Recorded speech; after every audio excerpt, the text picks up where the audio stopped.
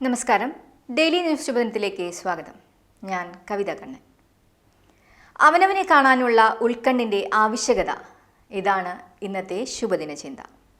Daily news ശുഭദിനം നിങ്ങൾക്കായി അവതരിപ്പിക്കുന്നത് അമൃത്വേണി ഹെയർ എലിക്സിയർ. അന്നായിരുന്നു അവൻ്റെ പഠനം പൂർത്തിയായത്. പഠനം പൂർത്തിയായപ്പോൾ ഗുരു ശിഷ്യന് ഒരു മാന്ത്രിക കണ്ണാടി നൽകി.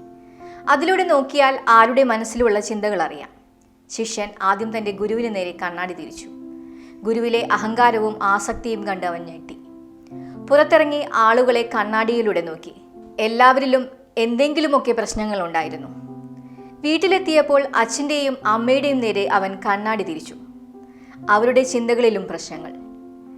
നിരാശനായ ശിഷ്യൻ ഗുരുവിന് അടുത്തെത്തി പറഞ്ഞു, ഒരു നല്ല വ്യക്തിയെ പോലും എനിക്ക് കാണാൻ കഴിഞ്ഞില്ല. എന്തുകൊണ്ടാണ് ഈ ലോകം ഇങ്ങനെ? ഇത് കേട്ട് ഗുരു ആ കണ്ണാടി വാങ്ങി ശിഷ്യന് നേരെ തിരിച്ചു പിടിച്ചു.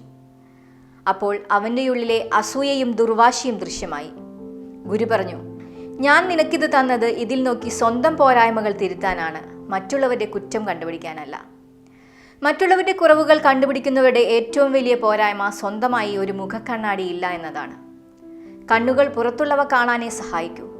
അവനവൻ്റെയും അപരൻ്റെയും ഉള്ളു കാണാൻ പ്രേരിപ്പിക്കുന്ന ഒരു ഇന്ദ്രിയമെങ്കിലും ഉണ്ടായിരുന്നെങ്കിൽ എല്ലാവരുടെയും ജീവിതം കുറെ കൂടി പരോപകാരപ്രദമായേനെ.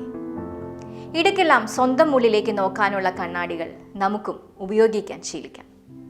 ശുഭദിനം.